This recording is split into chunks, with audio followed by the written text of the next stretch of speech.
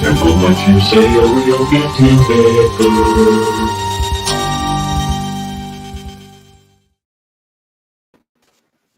Cool. I got it right. Hey, guys. Right. We're off to a good start. Yeah. Damn right. Go live, then the video. Yeah. Good practice. Good practice. Okay. Well, welcome to Three Tortured Souls. Hey, John, Tiffany, and JD. How you doing, Kenny? I'm doing good. I'm good. How are you? I've already started drinking, so It's feeling good already. it's Two gonna be bourbons bad. in. 2 bourbons in.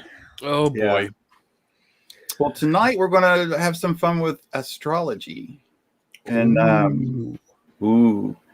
I came across the idea just watching some videos, and I saw a Bill Nye video where he had some fun. He mixed up some horoscopes and some personality traits from astrology, and he would have people pick them out, but he would remove the identifying factors, and it was typically no better than chance. So I thought, why not? We try it tonight just to see. So anybody that's listening, I'm going to run through basically 12 personality traits. It also has what type of person you are and what job you're best suited for. And it gets kind of funny with that. And I think you guys will enjoy some of those. But yeah, so maybe a little history. I think Dave's come up with a good test that he's found. So we'll go from there. So what do you guys think? Looking forward to it. Digging into it. I was actually surprised there's been a couple studies done on it. A couple scientific studies, couple meta-analysis, and it's going to be shocking, but they're all negative. Nothing. Spoiler! Spoiler, bitch! Spoiler, but who knows? Maybe we'll rock the scientific community and come up with a positive result tonight. Yeah. There's a lot of questions about the studies. Nothing's clear cut. There's always like a true scientist. Every one of the studies, they say there's more work that could be done. So it's interesting. There's a lot of nuances to it. I learned a lot of stuff actually looking into it. There's a lot of things I didn't know, and there's a lot of work that actually goes into doing a daily, monthly, yearly horoscope. So I had no idea that they spend that amount of time on it. I didn't know that there's professional societies, and there's a lot of people that follow that. There's still a lot of interest in it. I learned a lot of history about it. So yeah, I'm kind of looking forward to getting into this tonight. Awesome. Yeah, I think so too. Yeah, I mean, I'm disclaimer, I really didn't do much research at all. I started reading up on it, and I was like, honestly, I started reading. I was like, "This is such bullshit," and it was really. Plus, I had other things that was drawing my attention today. So, but I mean, I've always kind of grouped this in with like tarot cards and palm reading, where like I've always wondered what's the mechanism. Like that's the important thing. What's the mechanism? You know, that all of these planetary celestial bodies that are in different positions. How are they making my life choices? You know, how are they determining my course of life from the date of my birth? Like that's an extraordinary claim that you can predict my life. But it's not just the date; it's the time and the location. See, I didn't know that. Yes, I didn't. I was like, "Holy crap! Really?" Down to within 15 minutes, I heard it's important. Yeah. But you know, like Damn. some of the online places, that I went to and just, like free online astrology reading. It was just, where were you born? Okay, Philadelphia. That's it. Like, not North Philly. Philly's a big place. It's pretty big over here. So I was curious about that. Like, all right, well, I guess it doesn't determine it down to the mileage or square footage that you're in. It's getting better with GPS, Kenny. Come on. Well, as technology, 3 meters within 3 GPS meters. horoscopes. Damn science. It all depends on where your anus is. Whoa. Ooh, we can tell Tim's had the pregame drinking. Tim's raring to go here. But yeah, I mean, I've always treated astrology as a novelty, nothing serious, nothing. I've never really looked into it, to be honest, because I just treat it like a novelty. And we'll see if I change my mind at the end of this show. I'm predicting that I won't, but Did you read that in your horoscope today? I don't want to reveal my horoscope yet because I don't know if that's part of the test tonight. So I'm not going to read anything off until later. Yeah. I thought it was interesting, though, that you look back at history and astronomical research back in the days even of Kepler and Galileo. Astronomical research was only thought to be knowledgeable and profitable because it contributed to the development of astrology. It was pretty interesting looking at the history of it. Even Kepler and Galileo, they made a lot of money by practicing astrology for the wealthy. They funded a lot of their astronomical research, which of course they knew the science behind it, but they knew how to play the game to get the funds. Hey, So, that's kind of a tradition that continues today when you have the psychics to the stars. So, I mean, I can see that. True. Yeah, continuing. That's interesting. But I think, we were talking about it before the show started, and I don't want to ruin Tim's opening, but there's some history to it where you can actually understand how they observe certain positions of stars and constellations and how they overlapped with certain seasons and things going on. That made sense. You can predict certain things just because of the position of the stars. So we'll see what we get into tonight. Yeah, and sailors. I mean, they navigate it by the stars. So yeah, it was definitely an important part of life back then, before technology. Right. Well, yeah. So at least in what I looked up, I just Googled like the history of astrology, and like Dave, I was kind of like impressed with at least the beginning and the information that I found that goes into it. But the earliest I got was like the Babylonians in 530 BCE, I guess. It just kind of started with observation of the stars and planets, and they started understanding that different positions of different stars, which turned out to be planets, and the rotation of the astral plane as they're going through it could predict different things. And so why not? At that point, if they could predict when to plant, if they could predict the change of daylight seasons and different tides, when rivers would swell and when they would dry up,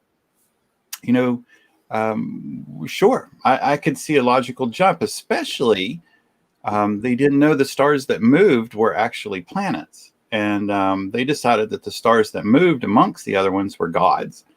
And I think here and there is where it took a turn for the worse. But they did what they could with what they had. You know what I mean? Like, if that's all that they understood it could possibly be, then why not? And it's interesting because their documentation, that's funny, John, you're going to make me crack up. I'm already a little tipsy, man. That's a good one. Here. Is it, Tim, your anus is waxing tonight, or is it, Tim, you're waxing your anus? I don't know. Well, I could just see where it would make a logical jump, where at some point down the road that they could start making, or where they could see that they could make predictions of people's future. the personality traits kind of came, as if I remember correctly. I don't. My notes are over there, but Greece came along and overtook Babylonia, and they took back astrology with them, and that's where it kind of turned into a little bit more of personality traits. So rainy seasons, dry seasons, different seasons that people were born in. They began thinking that people, raining equaled melancholy, equals sad. Probably what they were seeing was depression. Even though I'm sure it wasn't across the board for everybody, but dry seasons were fires. I could see people that had very high, tense personalities being considered a fire, sign, and born under that sign. So, yeah, I could see where they were going with it. I don't believe it, but I can understand the progression of it relative to where they were in time and their knowledge. Yeah, I could definitely see that evolve as more people, as communities developed, as civilizations develop, and they are still in the spiritual kind of way of thinking, but it's still kind of together. Like there's science and spiritual, it's kind of still together. And I could definitely see how you would break off and start applying. Well, everyone that was born before the harvest, right before we planted, they became farmers, and if you have 1 or 2, 3 people that kind of fit that description, your confirmation bias kicks in, and it's like, oh, really? You're born, before we planted too? Oh, so was I, and we're both farmers. Oh, I wonder if that has anything to do with it. Oh, let's go down to the next farm and talk to that guy. Oh, right, you were born there. Yeah. Oh, cool. And this, I don't know how much was born from the science part of it, where they were actually able to predict when flooding would occur, or like the river Nile, the Nile River. I mean, that would flood for their seasons. So I don't know how much came from that and how much came from tribal knowledge kind of thing, where it grew from tradition. So I don't know, again, because I definitely was a slacker and I didn't do my research. So pass it off to Dave while I drink.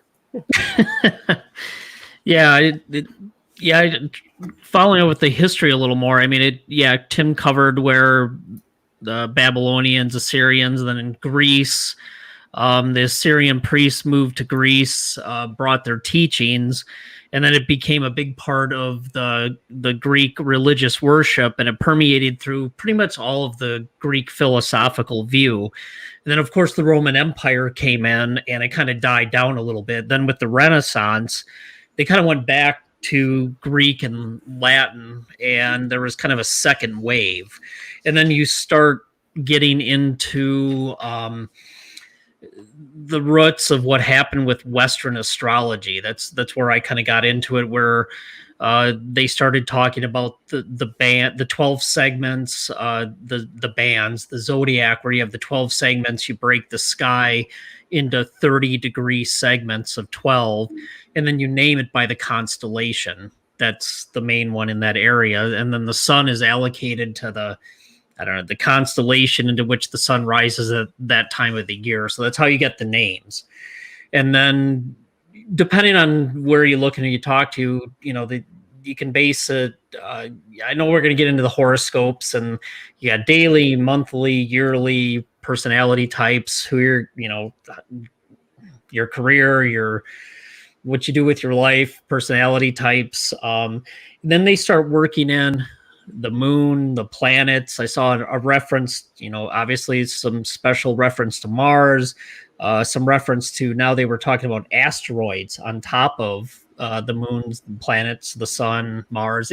It's interesting. It seems like everybody has their own little take on it. And, as much as some of the professional societies that astrologers belong to, they seem to have a different opinion. So it's almost like they claim there's a science to it, but there's an art to it as well. It's kind of like, well, I pick and choose this, and I do a little more on that depending on what, I don't know, what house or waxing, weaning. What I mean, I really don't understand exactly how they did it all. So I got off that track pretty quick. I didn't want to get down a rabbit hole like Tim does. So then I started looking at the studies, the studies that they did, looking at all the different types of trying to correlate personality types with your astrological signs and your natal calendars and personalities. So that was pretty interesting. The one thing I found that was real interesting is back when they first developed all the different zodiac and the signs, and if you know your Aries, Leo, and the dates, that 2,000 years ago when they came up with this, those dates are different than they are now, which is real interesting because you're like, so which dates do I use? Do I use the ones from back then, or do I use the ones now? And then what planets and position do you use? Because the Earth, obviously, and let me read this so I get it right. So the axis at which the Earth rotates changes direction at which it points.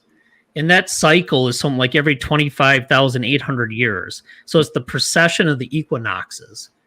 So when you're talking about that, that's why you see that difference in the dates and what constellations are in a certain position, and why there's different dates and different constellations, and why you would have a different date range based on if you're Aries, Leo, Cancer, whatever, depending on the sign. So I thought that was interesting. I'm like, okay, so now I'm sitting here going, well, what the hell date do I use? I mean, I know what the ones are on the newspaper, but I looked at that. I'm like, okay, so now I got all kinds of questions. I'm going to stop there.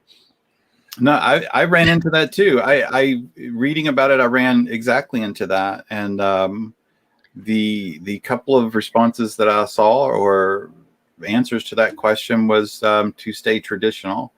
So regardless of where they are, it's about the date, which I found interesting. What do you mean stay traditional? So if you were born between these two dates, even though my understanding, my takeaway from it was if you were born between the two dates, which are traditionally that sign, then you stay, whether or not that sign is still in play or not. So if the official date back in the day when they first came up with this, let's say Aries, the ram, is March 21st to April 20th, you stick with that instead of the current date, which is April 19th to May 13th? That's not my intake, but that's theirs, yeah. I would say move with the stars if you're going to. Or does it matter when you're born? Because that's the influence of what's pointing at you when you pop out of your mother. And what planets are in alignment in the gravitational effect. I don't know. I mean, you start thinking about this, and then you look at how these studies are set up, because then they have these astrologers that are calculating the natal calendars and their personality types, and they're like, okay, so how do you figure this out? Okay, so Donna says they evolve with time. So so if they evolve with time, why? Then what is the effect? What's influencing the people and the personality types and the influence? What is it then? Wishful thinking. I don't know. This is funny. I don't remember them saying anything about black holes, but Bob's response. Yeah.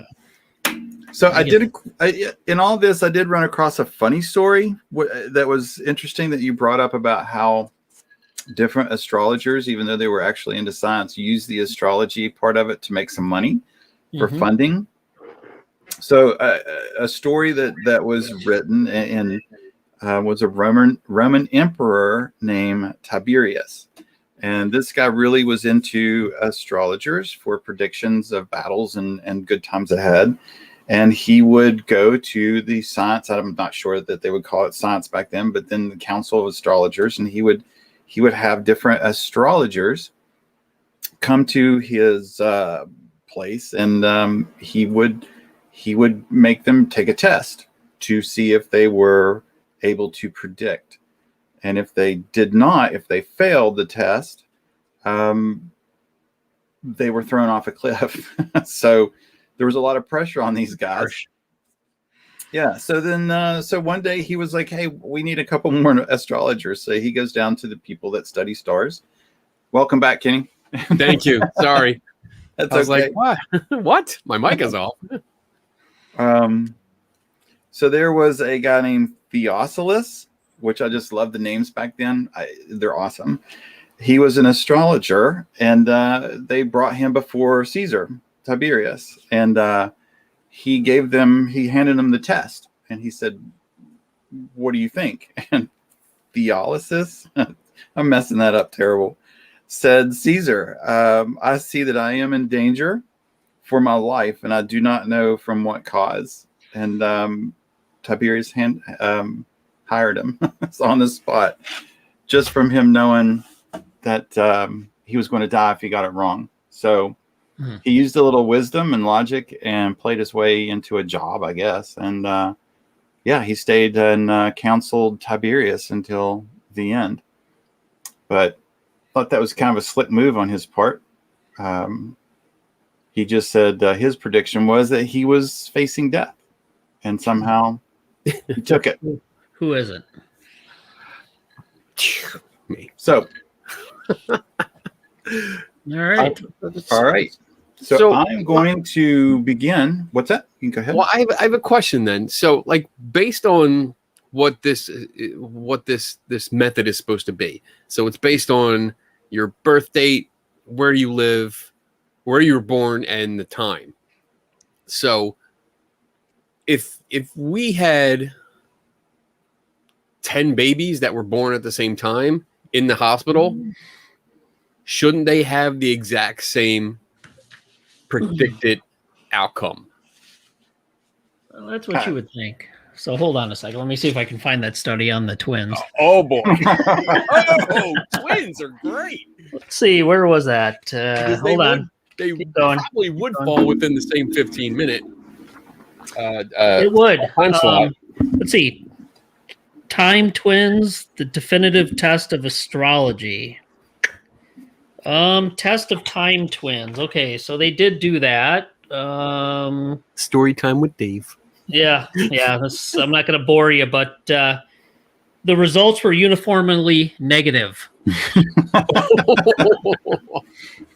The effect size due to astrological effects was 0.00 plus or minus 0.03, and they had a pretty good size of people here. 13,000 people in one study. 2,101 persons born in London in another study, and on average they were born 4.8 minutes apart.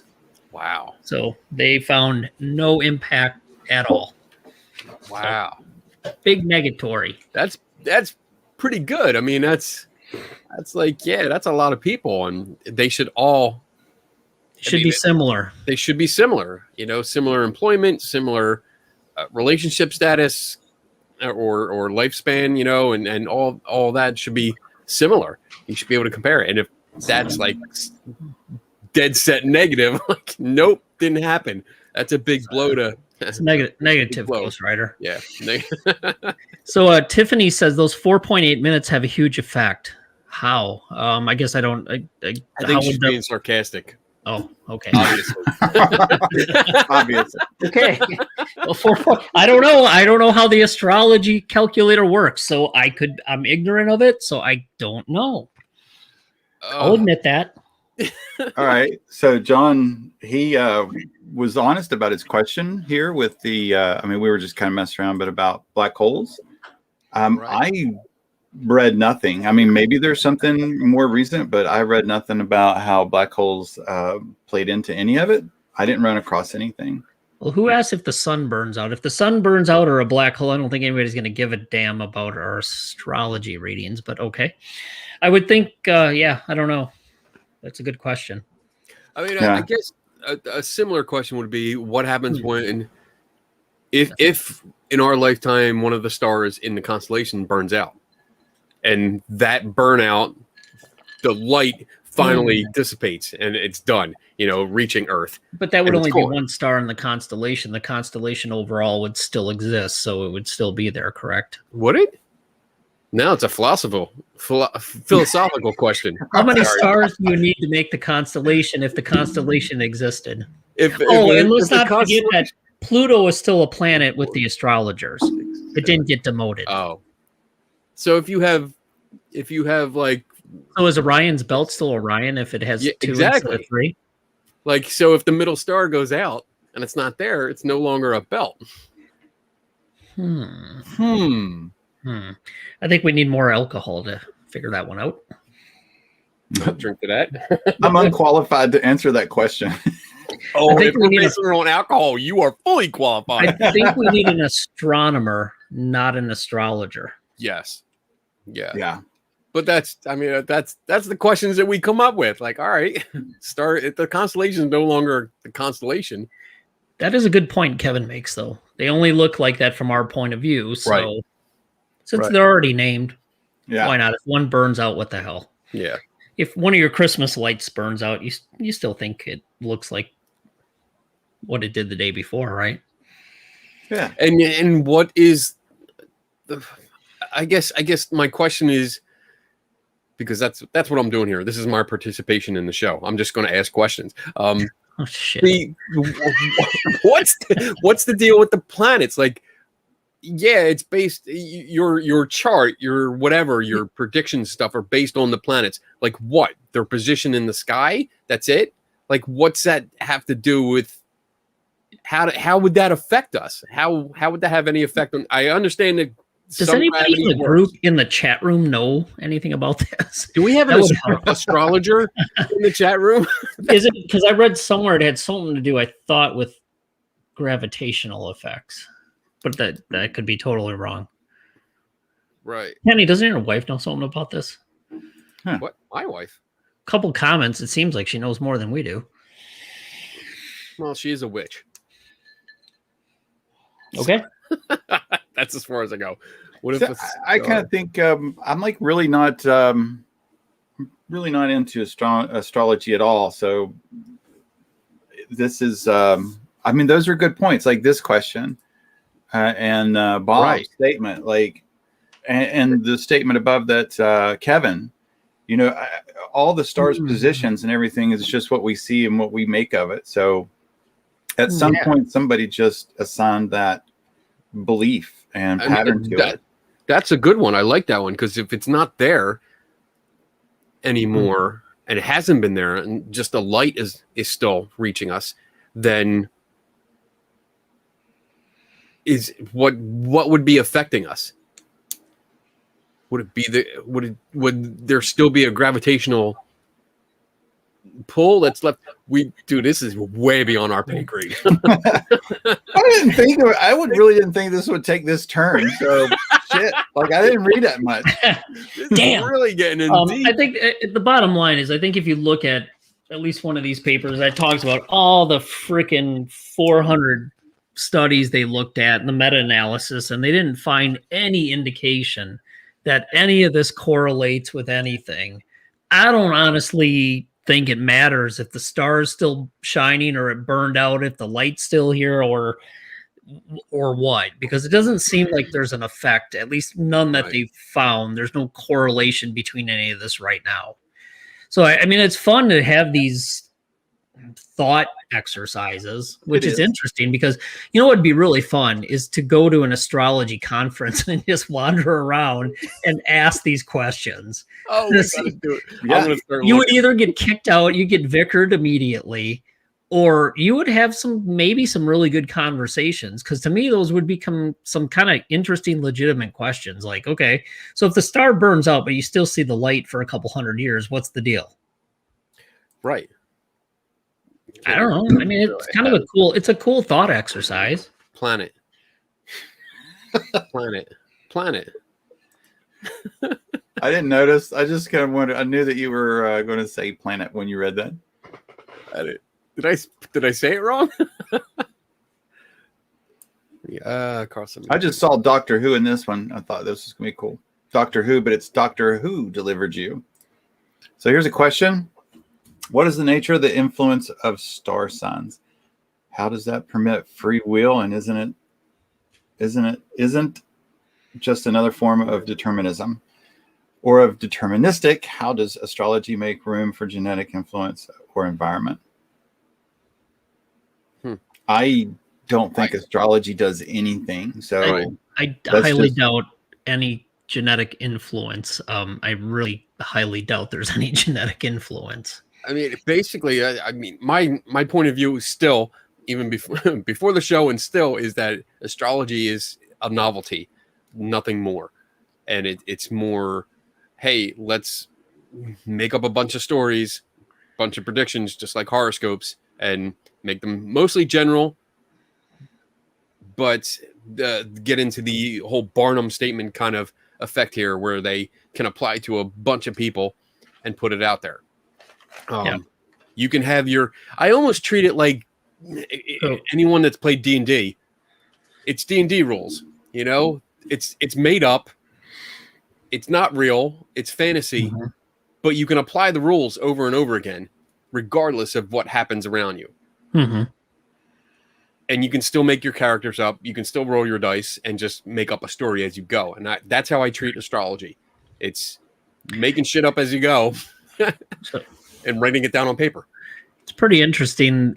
There's a journal article in Nature, huge journal. I mean, one of the major journals in science. 1985, they did a double-blind test of astrology, and they worked with astrologists and their professional organization. So scientists and astrologists worked together and designed a study they both felt would be a good study. They both agreed to it. It was a double-blind study, and they designed it together, and they conducted the study, and nothing. However, to be fair, and this is, one of the things that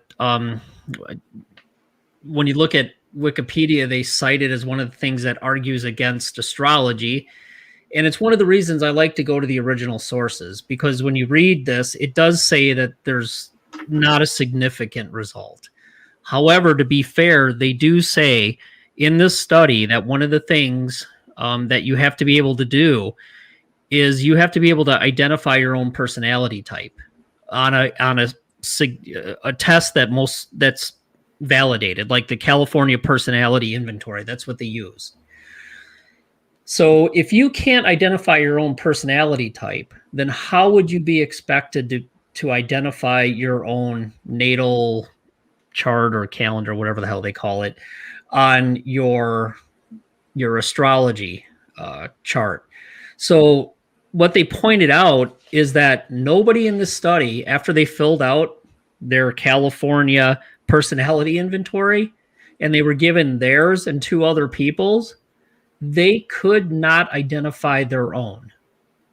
So what they're saying is, until you find a way where you can self-identify your own personality, all these studies floating around of astrology where you give somebody their reading and two other people's or three other people's and you ask them to pick out their own, it's meaninless. So It's actually a slam on the scientific community as well as a slam on the astrology community. Both sides are flawed because they're like, both sides that you guys don't have a valid way to test this, which I was like, wow, really?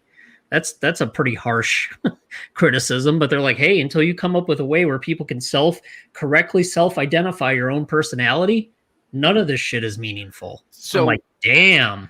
I don't know if you know the answer. I don't know if you know the answer to this, but this test, the behavior, the behavior test, or personality test, are you filling out like a questionnaire and then getting a kind of like a readout of what your personality should be based on your answers? Yeah, I'd have to look at it, but it's a standard personality test. It's used extensively since 1958. It gives you attributes. I'd have to look through and see which ones they actually picked. I don't think they used all of them. I think they picked certain ones, but I'd have to go through and figure out which ones they actually picked. Okay. I called I've taken two. The specific taken the categories. MMPI. Oh, they did personality, relationship, I think education, career. I'll have to look at it. Let me look at it and see.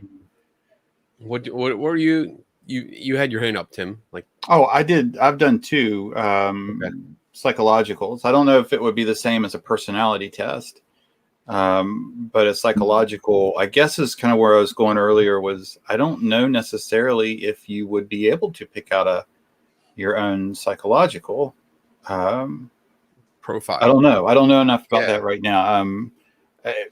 That would mean that you are always self-aware of everything. That's their going point. on. If you're not self-aware, though, you can't use a measure in a test or a study. Right. And if you're not self-aware, you can't be expected to pick out something that you're trying to say is you. Mhm. Yeah, that's you're not where I'm getting self-aware enough to pick something on a validated question set. How the hell are you going to do it on something that's a couple sentences from a general article? right. Mhm. So they're saying actually the whole thing's flawed. That's what they're saying. So, because like when I used to read all the horoscopes, like I would read them all and say, oh yeah, I mean I can identify with pretty much half of each one of these, and then the other half, yeah, they don't fit.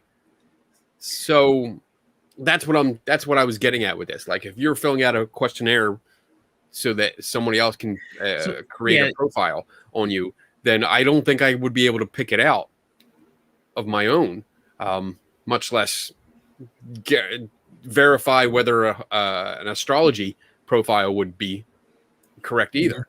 You know, I mean, I think the whole point that I'm trying to get to is that I agree with that both sides in that study were flawed because we don't know our personality. We can't pick ourselves out. or you're not fair in assessing yourself.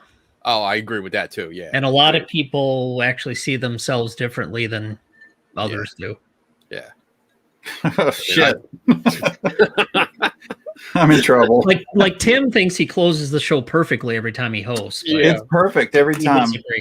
Anyway, I thought it was an interesting criticism. Dave. What's that? So I forgot all about that. I got to close. Now I'm all fucking stressed again. Thanks. Anyway, I thought it was an interesting criticism because they were saying that while our study certainly shows there's nothing to astrology and astrologists being able to, predict this, or the natal charts or all these horoscopes, there's nothing to it. They're also saying that people couldn't pick out their own damn personality. So that's a flaw. Right. And they need to come up with a way to figure that out. So they wouldn't expect anybody to have any success in looking at any of this until they perfect and refine the study and the protocols and the way they're doing it. So I don't know. It's pretty interesting. My thought is, looking through these several times, I think people pick out the traits that they find admirable, or in one way or the other. Admirable doesn't necessarily mean kind and nice. It's things maybe that you could even interpret it or make a prediction that things that you feel you lack in, you want to feel like you could have them. So you would pick the traits that you see that you have. So if you're, I don't know, if you're quiet and shy, but you really wish you were outgoing when you see that, you might pick out something that says, this sign is reserved and quiet and intellectual, but given the opportunity could own the room in a party. Yep. So you would see that the quiet and the shy and the intellectual, but you would think, man, well, maybe I bet I could own a room in a party if I gave it a shot. So there's also the other side of making predictions of what you wish you had, or maybe what you think you lack, but maybe you actually have. So it's all just kind of a mess. I do own the room. So are you guys ready? Yeah. Are you ready? Are you ready? Yep. I'm ready. So I got 12. I got all 12, I hope. And I hope my God. So what are we doing? I deleted all of them. What's that? What are we doing? I'm Yeah, going what are to we doing? share. I picked out descriptions from the 12 zodiac signs. I hopefully got all the names of the zodiac signs out of the descriptions. And this is going to describe personality traits. And I want anybody that's watching and to see if you can pick yours out. I thought about even doing, like, if you wanted to, you could rank from 12 to 1. You know, 1 being the one that you think is yours, the strongest, all the way down to 12 being the one that you don't think Tim's is repeating yours. that study I just talked about. But then Excellent. I thought if you guys wanted to, you could pick out like which one of these is us, like which one of these personality traits is myself, Kenny, and Dave. God. My sign is the ass. Kenny, that just leaves Uranus for you. All right. All right, With the so dad jokes. All right. Let's here we do go. it. So this is the first one. So, and these are not in order, so I made sure to randomize them. So that's just number 1 is my key. So number 1 is the ultimate empiricist. They will always choose principles over feelings and will often question who they are. They move from job to job, philosophy to philosophy, belief to belief. Yeah, you can read it because I'm going to stumble all the way through it. Can't read. He's drunk. I like the X as an explorer. This is just where I took out the names. Oh, okay. X feel the world is their playground. They love to explore the unknown. They want to understand how the world works. On an unbounded quest to discover the whole of the universe inside of themselves. X are unshackled from any particular world attachment. They are reckless in their pursuit of what they want and often end up doing and experiencing things that defy conceptions of the possible. Ooh, that's like a fancy kind of way of saying it, that you're a dick. X is an explorer. They are both fearless adventurer and jaded critic. This is me. I'm picking this one for me. They understand that knowledge comes in 2 forms: the shallow, disposable kind that comes from external sources, and the kind that comes from within. X knows the external knowledge can be easily gained, while internal knowledge is exponentially deeper and more powerful. They're on a quest to delve into the depths of the universe inside the human mind. They don't do this to prove that they have all the answers. Someone heard my cat. There you go. Good grief. Drunk Tim is the best. I am super. No, and I'm not really drunk. Okay, so here are some traits. I am buzzed though. I'm starting to slur a little bit. So here are some traits. I thought this was kind of cool. So this is personality traits. No indoor voice. What the fuck is an indoor voice? It's loud all the voice time. when you say shit in your head. But instead Forms they opinion say off of pure emotion. Obsessed, damn it, with self-improvement. Wields their truth like a blunt weapon. Friendliest person at the party. Depends on the party and what time it is. Yeah. So these are good jobs for this one. Foreign correspondent, health food guru, karaoke Bad. MC, Karaoke. Oh my god. Club kid. What the hell is it? Unauthorized anthropologist? Is that a job? How is that a job? That sounds like a hobby. I told you guys would like these. I'm not so sure this is me anymore. Even these jobs spell bullshit. Wow. Okay. Anyway. All right. All right. Number 2.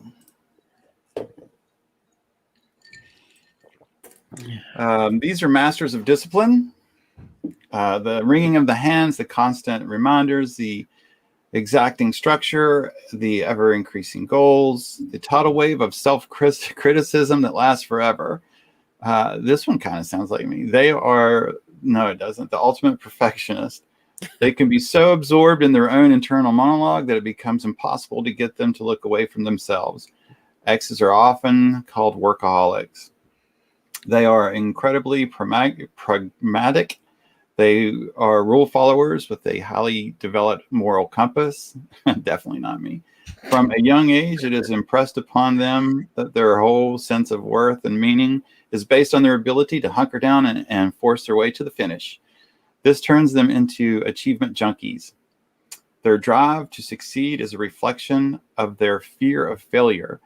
The most stressful time in X is when they question their own authority. When X is in power, they are most stable. When they're put in a position where they have to cater to someone else's agenda, they become a little unhinged. I know some people like that. Is that big? X collects responsibility, and they will always seem to take it all on. X need to be the one that fix everything. Responsibility is their natural state. They have a can-do attitude. They are the martyrs and the champions. They are the guardians and the judges, team captains, the chief of chiefs, the general, the leader. We get the point. But even as they lead the charge, X can feel like the loneliest people in the world. They wish to be completely self-sufficient and scared of depending on others. Yeah. Okay. So here's some of their traits. Yeah, let's see their traits. Full-grown adults since age 6. Oh my God. They're the responsible friend. Mm-hmm. They're motivated by duty. Takes a while to warm up to people, and represses any emotion that gets in the way of success. Wow. Interesting. Some good jobs for him. Accountant, lawyer, landlord, Sisyphus. What the hell is that? I don't know. I meant to look that up earlier. Elementary school hall monitor. What? Elementary Is that school. a job? That is their job. Okay. All right. Fascinating. Sisyphus. That's a need a number 3. John Kennedy. Isn't that a VD?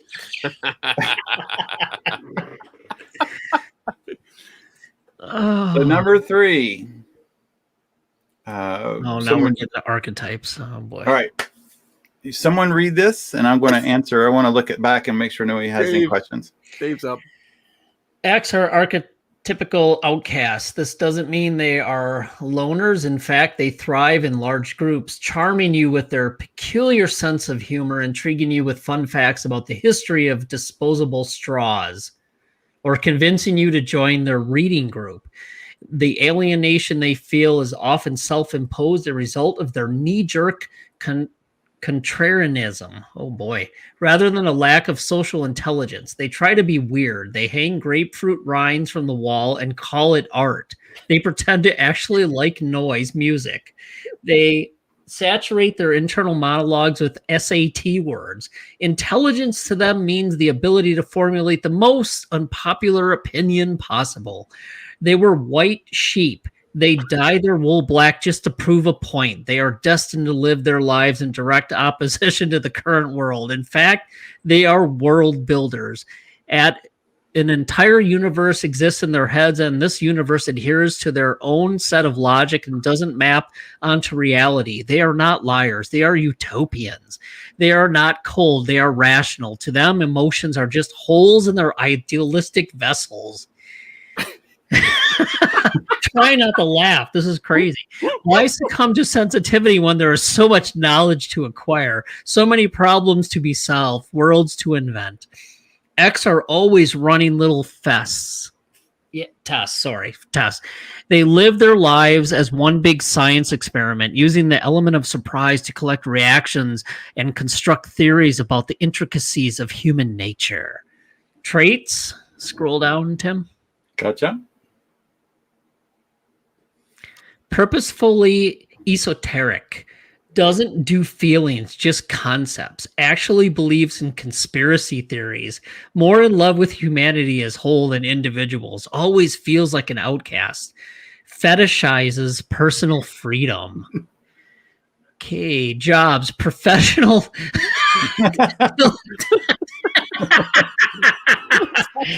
Oh my God, bohemian. Oh, bohemian. Wow. Casual anthropologist, rioter, and God damn. artificial intelligence, armchair philosopher. Wow. Okay, that's an that's an interesting description. That is definitely way different than the first two. Yeah, they get Way out there. they get pretty good. All right, Hmm. I'll take this one. Okay. Describing X personality can be difficult because X tend to evade distinction. Their behavior changes significantly based on who they're around. X are just permeable membranes that pensively let things flow through them. Jesus, this is hard. They threw in words I'm not used to saying. They are cerebral sea sponges. They are boundless. They tend to dilute themselves with larger personalities to avoid having to form coherent identities.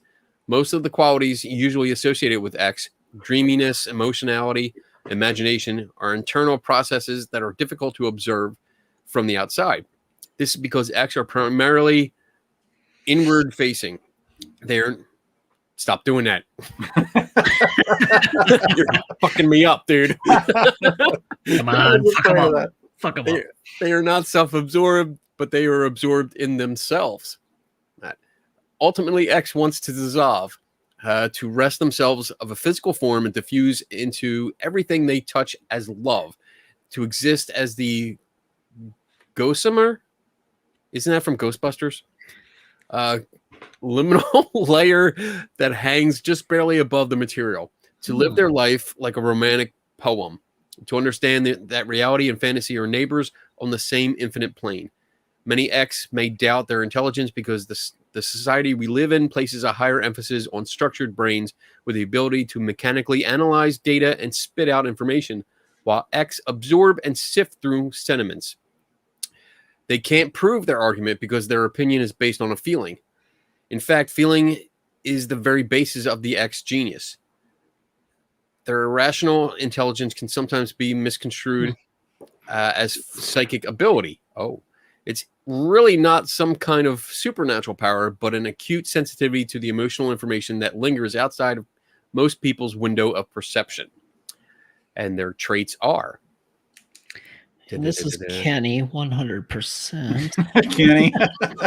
Oh, wait, Dave, I got something for you. Right. Traits are somehow both 5 and 50 years old at once. Well, yeah. Yes. Thinks everything is a sign. No. Can't remember if they've dreamt it or actually happened. Excessively romantic. Prone to fantasy. No boundaries. And their jobs are volunteer therapist, curbside fortune teller.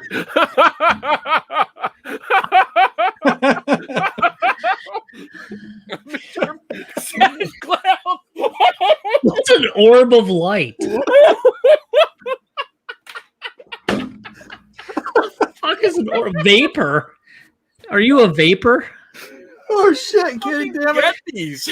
What are these jobs? Oh my god. And who gets paid for them?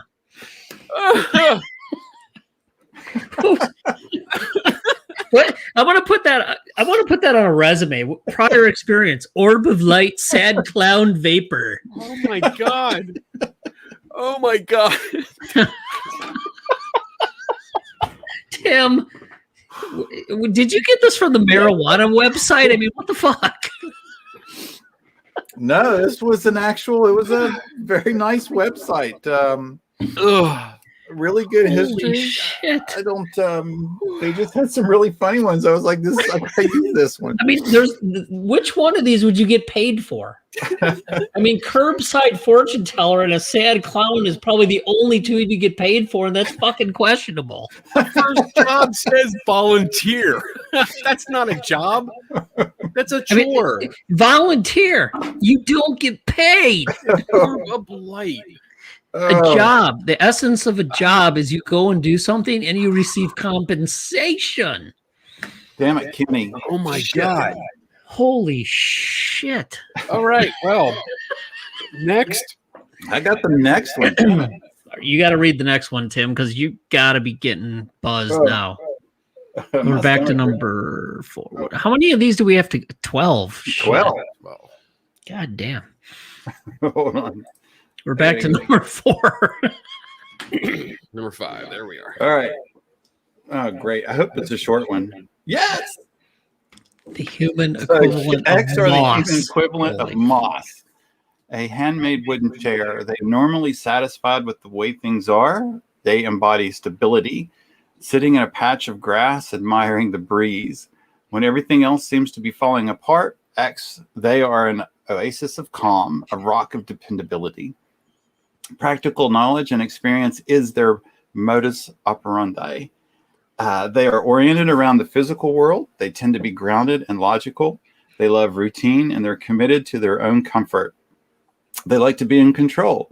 They're patient and steady, and their materialism. Don't, Kenny, fucking don't, man. You're going to fuck me up.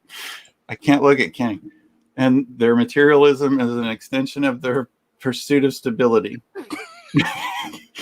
Once they get into a groove, it's difficult for them to get out of it. Object in motion stays in motion. Object at rest stays at rest. Appreciation of beauty to physical pleasure. They like things to be predictable. They are perfectly happy eating the same meal over and over or wearing the same outfit for a straight week. I feel attacked on that one. They would prefer things be consistent than chaotically good. They like to discover what they have the most fun doing and then do it to the extreme. They have a regal quality about them. They are graceful and diligent laborers. They can be stubborn, bullheaded, and set in their ways. But they are also great listeners and very dependable. All right. Traits, they just want to cuddle. They're a homebody. It's all or nothing. There's no in between. Wears the same outfit every day. Hates big changes. Jobs. A hermit in the woods. A wall to bump up against. Food blogger. A sleep study participant. Jesus. Sweatpants model. These are not real jobs. Oh, this is great. I love this shit. This is the most entertaining part of the show. Okay. Right, this is why I thought it would be fun to have the people listening try these to are pick. just ridiculous, but All okay. right. We're almost halfway through these, and they're painful. At their core, X do what they want and do things their way. They are unafraid of conflict, highly competitive, honest, and direct. X is not weighted down by the freedom of choice and is perhaps the sign that is least conflicted about what they want. They throw themselves at the world eagerly and without fear. It is one of their most commendable qualities, but also what causes them a great deal of pain and grief. X are driven by a desire to prove themselves and their strength. They naturally take charge and are competitive and ambitious. X are spontaneous and courageous. They have a sense of an adventure and love to explore. They are determined and bold and are good at initiating new projects. They have high energy and can initiate quick actions. They can also be impatient, but are naturally active and don't like to waste time. While X like competition, they do not like to play games. They are highly self-aware, have strong opinions, and are always ready to defend them. Traits: no filter, get angry, then forgets why they are angry, thinks everything is a game they can win, will do anything on a dare, easily bored.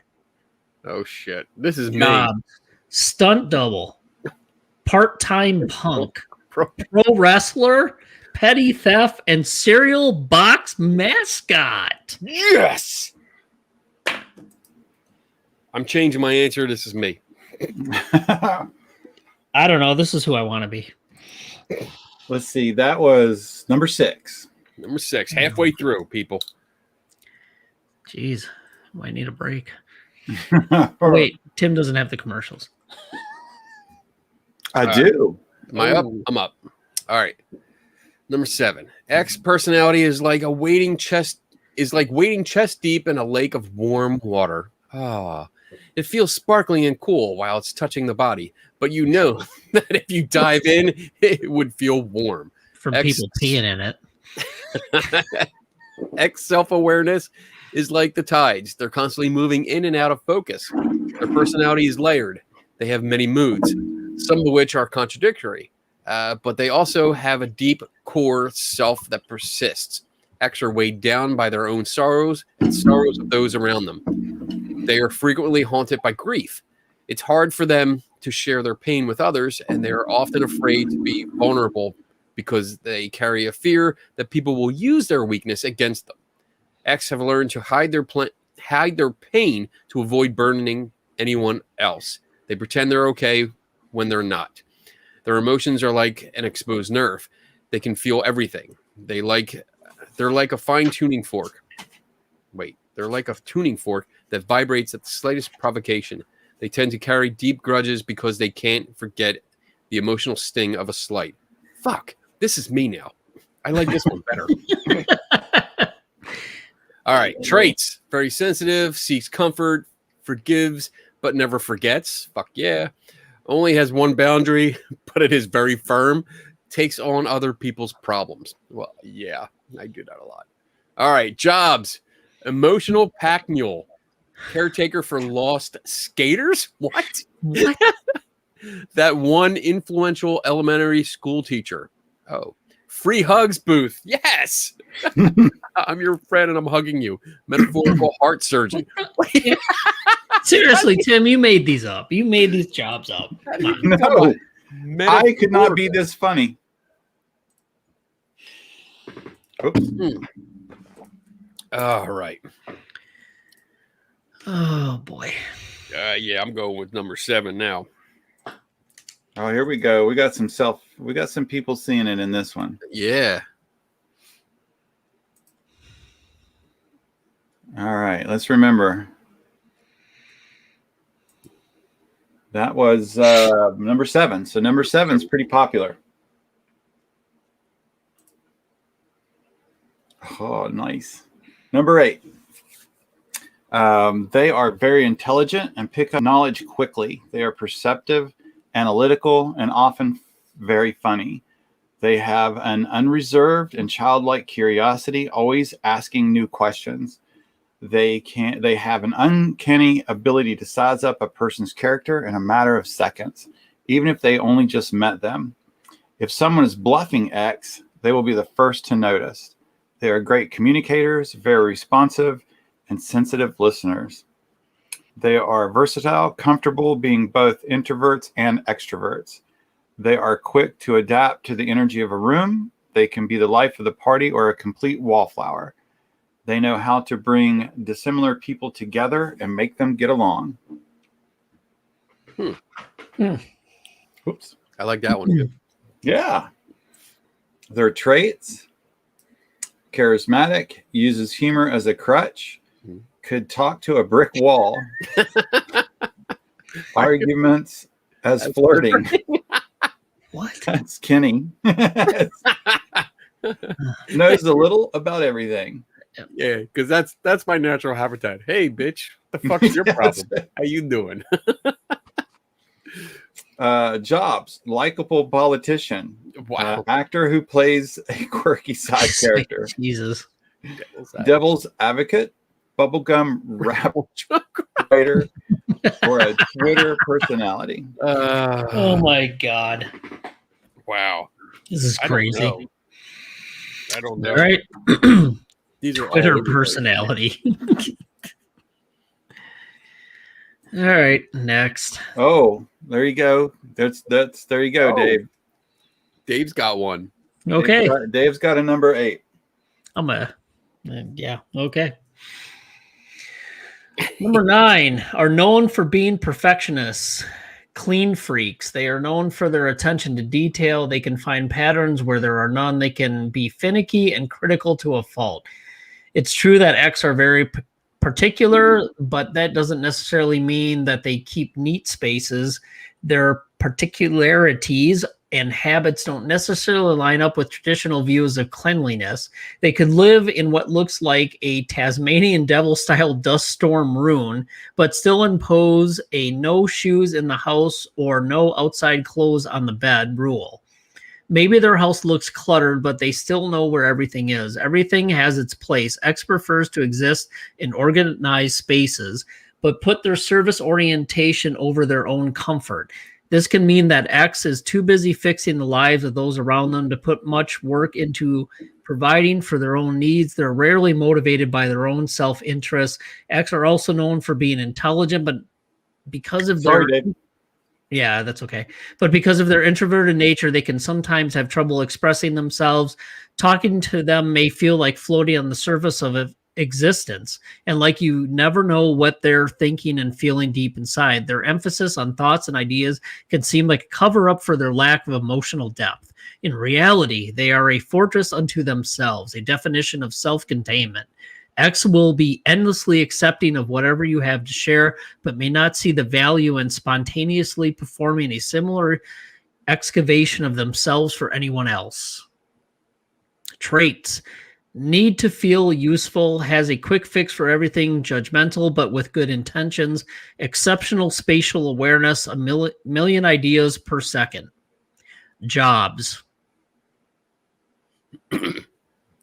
A hot librarian. Jesus. Hot librarian, Tupperware for other people's messes, walking encyclopedia, human GPS, and one person welcome committee. That's Dave. Yeah,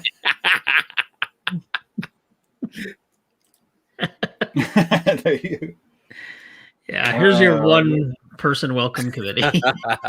So that was number 9. All right. Jeez, a little weird. Okay. All right. Number 10. All right. X are bold, warm, and loving. They are also the ultimate showman. They can dazzle with the theatrical flair of a Broadway star and the charisma of a politician. They are captivating personalities. They have a way with words and can speak eloquently on just about any topic, no matter how quickly they've just been introduced to it. X inject ambition into everything they do. They are ruled by the heart. They are brash and confident and trust their instincts. Their actions are natural and effortless. X have an unrelenting appetite for growth that is essentially satiated. I don't know, by the praise of others. When they are hurting, it shows. They will use their anger as a protective wall to shield their vulnerabilities. They want to be perceived as unbreakable because they are scared of admitting vulnerability, needing things from other people, being incomplete. And their attributes or traits are exudes warmth and creativity, a little bit of vain, really big personality, wants to stand out, interested in luxury. Interesting. Okay. And jobs. I don't know how to say that first word. Chanteuse? Chanteuse?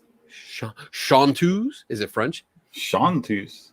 B-list actor, motivational speaker, autobiographical author, and style icon. Those are all Tim, obviously. Obviously. You nailed it. All right. Almost. Almost there. 2 more to go. The X personality is a profound chasm of infinite complexity, or at least how they project themselves. They are difficult people to get to know. They are psychological trap doors. This is Tim. Jesus.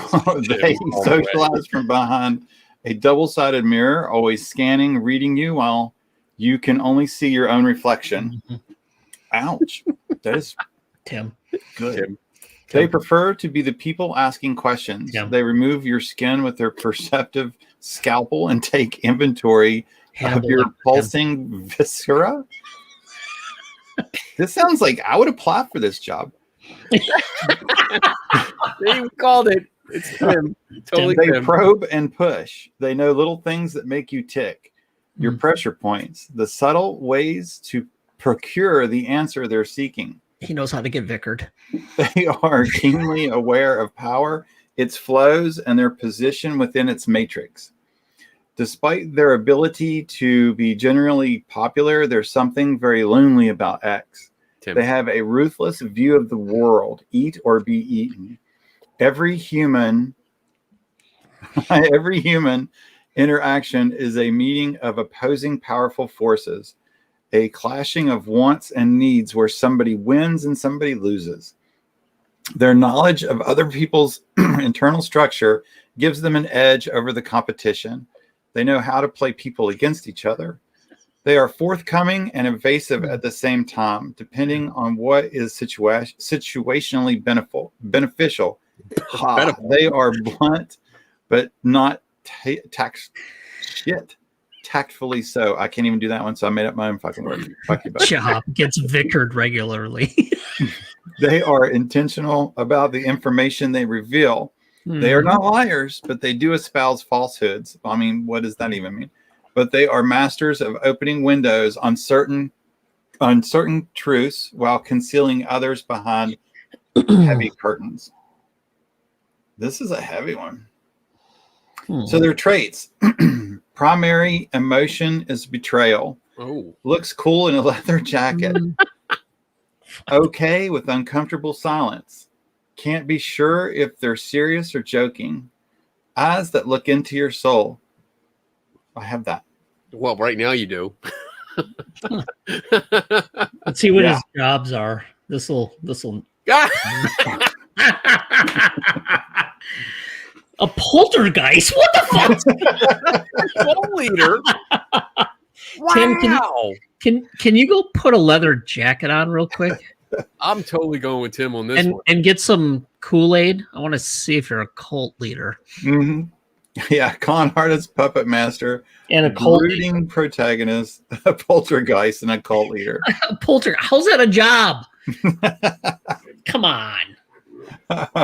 These jobs are ridiculous. Okay. All right. Last one, right? All right. Last one. Number 12. X are difficult to really understand because they seem so contradictory on the surface. They're simultaneously extroverted and introverted, strategic and spontaneous, focused and intuitive. This variability makes it difficult to pin down their true character. They are an entire constellation of personalities. X are different depending on who they're around. This is because X value empathy. They are receptive. They can be other people's mirrors. Because of this, they have strong opinions about other people. They take a long time to understand themselves. X want to be admired not for their talents, but for their charm. They want to be seen as a responsible figure who can balance out the turbulent elements around them. They feel an intense amount of guilt and shame when they are unhappy because they know that their unhappiness affects everyone around them. Scroll. Traits. Hates living alone. Really good aesthetics. Conflict avoidant. Sees every side. Prone to fantasy. Can't make decisions. Can't wait to see the jobs for this one. What? Hive mind. Socialite. Instagram model. Muse. And mediator. Wow. Okay. Those actually are probably the biggest list of potentially realistic jobs, at least the last three of them. Right. All right. All right. So, what are we doing here? Everybody figuring out. Everybody post. Well, Tim, what do you want them to do? I think they all kind of, if they want to post what they think which one was the. And do you have the key? Yes, I have I got a key. I can't wait to see. Also post which one they think we are. Yeah. So what was the one for asshole? I think that was 5, 8, and 9. That's the one you and I are in, right? Yeah, okay.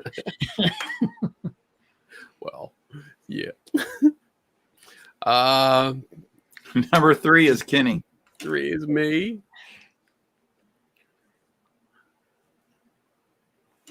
Wow. All right. So I mean, I'll say I got for myself. I went from number 1 to number 6 to number 7. I had Kenny as number 7. And I had Tim as number 8. Or no, sorry, number 11. That's what I had to.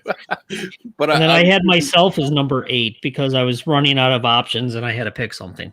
I put number 9 for you. Okay. But there's freaking statements in all of them. I'm like, well, Right. that. And when we close out, I'll make a statement on kind of how I would do this. All right. Yeah. Are you ready? Yep, I'm ready. Yes, sir. Okay, so number 1 is Sagittarius. Number 2 is Capricorn. Number 3 is Aquarius. Number 4 is Pisces. Number 5 is Taurus. Number 6 is Aries. Number 7 is Cancer. Number 8 is Gemini. Number 9 is Virgo.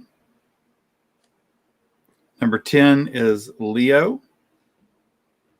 Number 11 is Scorpio. And number 12 is Libra. All right. Wow. Strike. Yeah. So I am actually a Virgo. Number 9. So although I love. What did you pick yourself as? Me? Yeah. Oh, I knew the keys, so it was. Well, you get thrown out of the study. I want to be number 11. Like I would apply for number 11 if that was a job. So Kenny, what'd you pick for yourself? So I picked for my, like I said, I went from 1 to 6 to 7 and stayed on 7, but I am actually a number 6. Okay, and I am a number 10, Leo.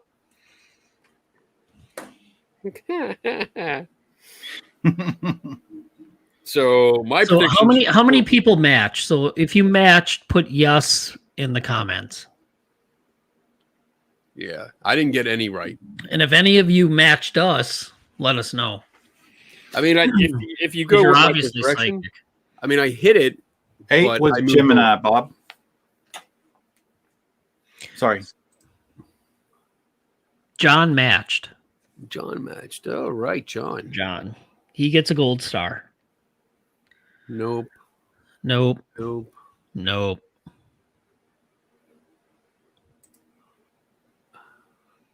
So I am not a Taurus. I am an Aries. You're not a Ford Taurus. Okay, good. No, that's good too. It's a piece of shit. Found on road dead. I like Kevin.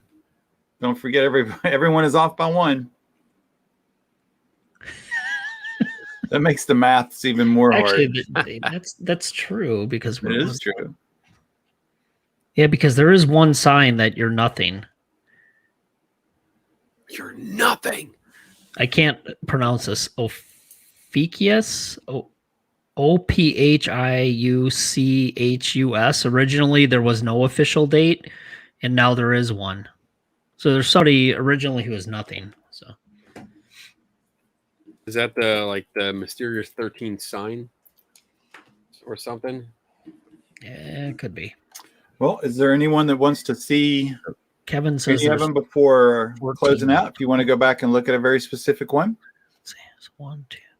I don't need to. I mean, I'm kind of in the same boat as Dave, where like I could pick out certain things in all of them that attribute it to me that I relate to.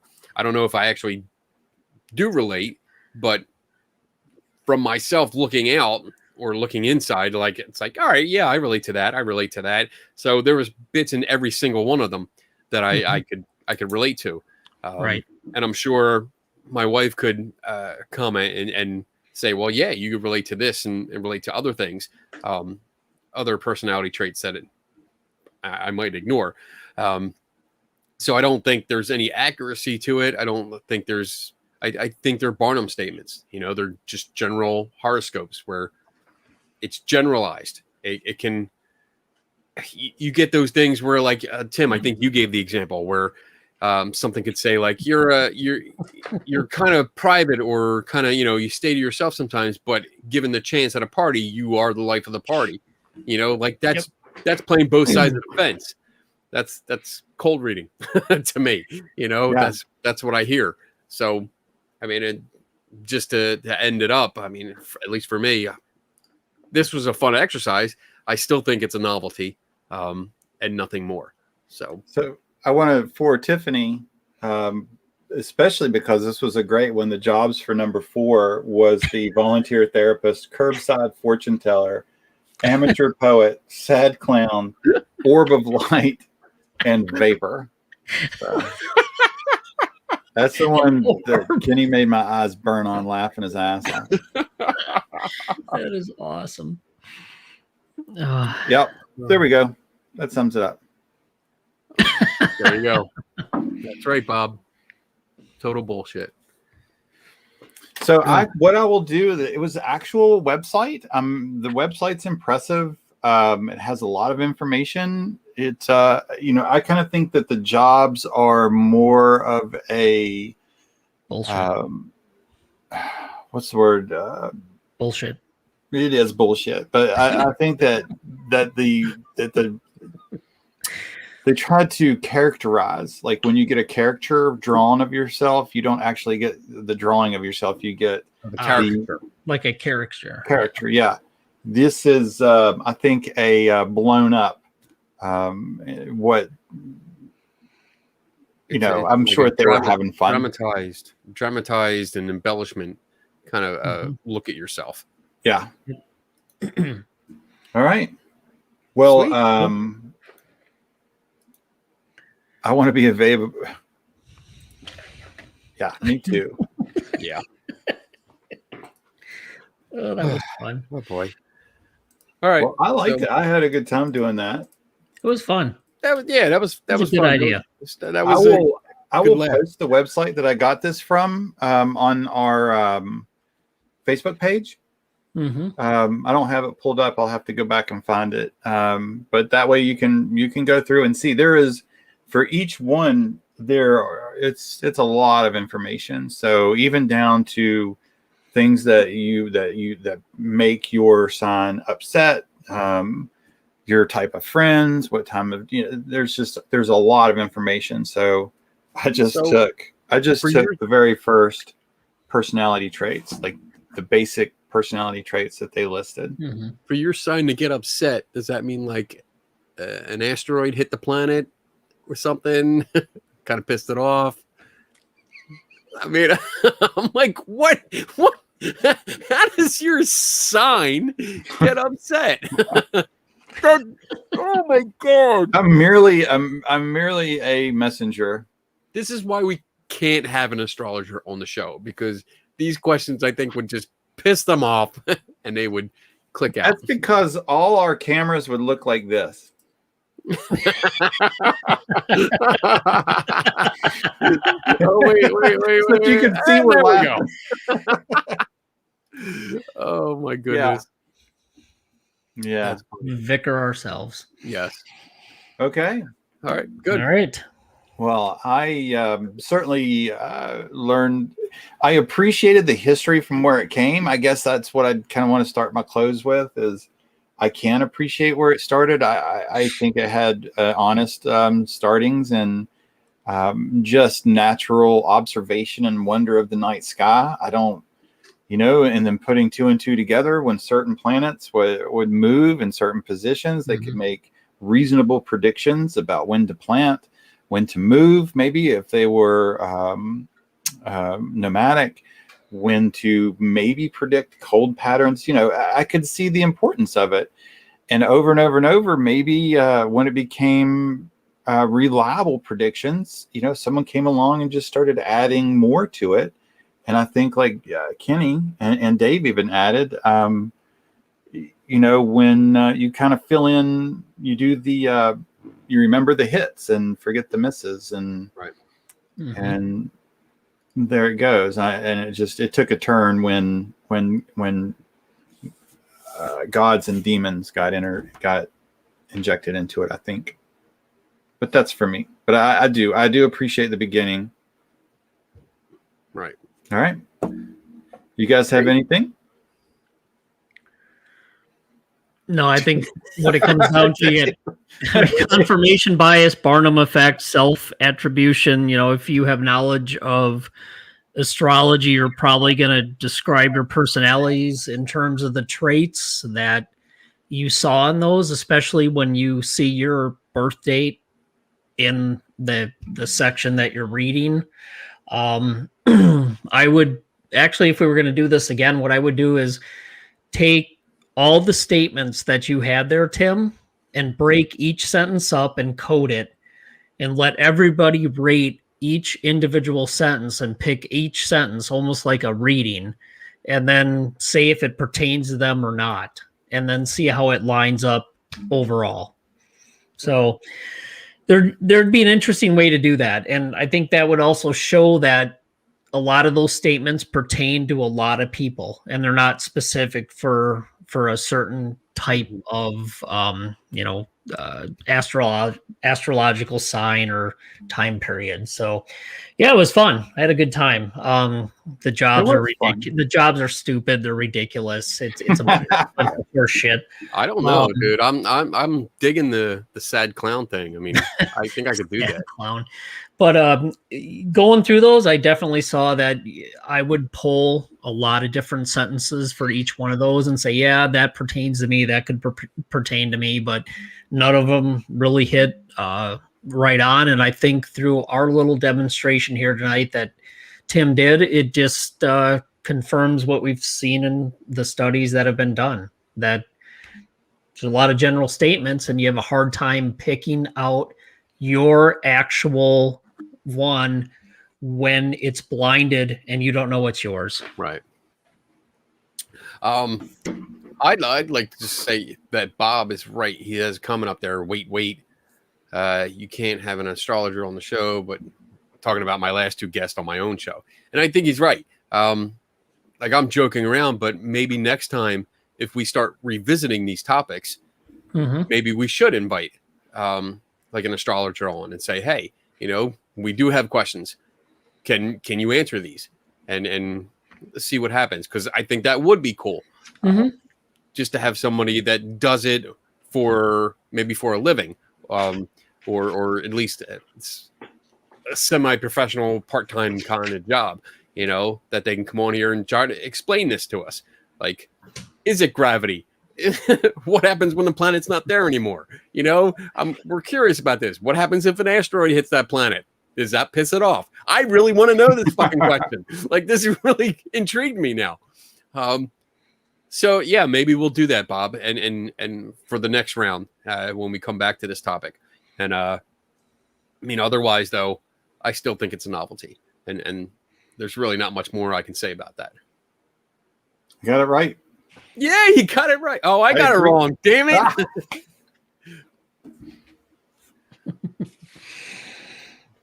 Freaking thing. All right. So okay. Let's see if Tim will fuck up the ending.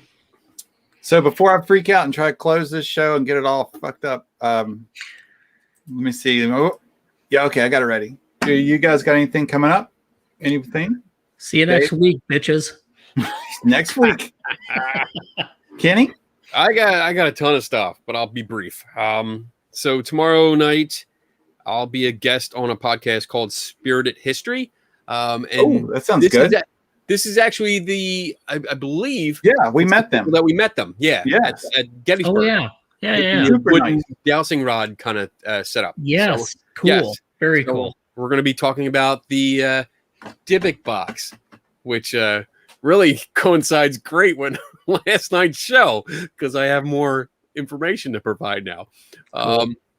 Besides that, let's see. On the 18th, I'm going to be a guest on Paranormal Gateway.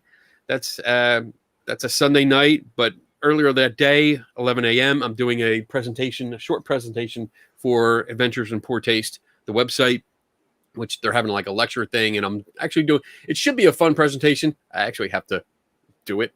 I haven't made it yet, but it's going to be comparing Star Wars Force Ghosts with real ghosts, quote unquote, real ghosts, and similarities and pop culture kind of thing like that. So, and then besides that, there's a couple other things like Gettysburg Battlefield Bash, which is August 20th and 22nd. So I'll be back in Gettysburg and in the dunk tank. I'll be in the dunk tank. They have a dunk tank outside. I'll be the skeptic making fun of everyone because of course it's legal when you're in the dunk tank. You can say pretty much whatever you want because it's for charity. So with that, I'm going to cut it off because I have so much more, but that's cool. Cool. Good. Okay. Ready? Thank you everybody for joining us. And here comes the big test. If I remember if I get this in order. So everybody had a good night. Who's next? Who's up next week? Dave. All right. Well, thanks everybody. Here we go. Closing. 3. Good night. 2, 1. Don't for Charles, don't for Charles, don't for Charles. With the real, those what the need. With the real, Dave, what is real. Don't question me. Dave, where's the go? Dave, need it now. Dave, where's the go? Those that are low. I'm on TV. Don't for Charles, don't for Charles, don't for Charles, don't for Charles. And what you say, oh, you'll get to better.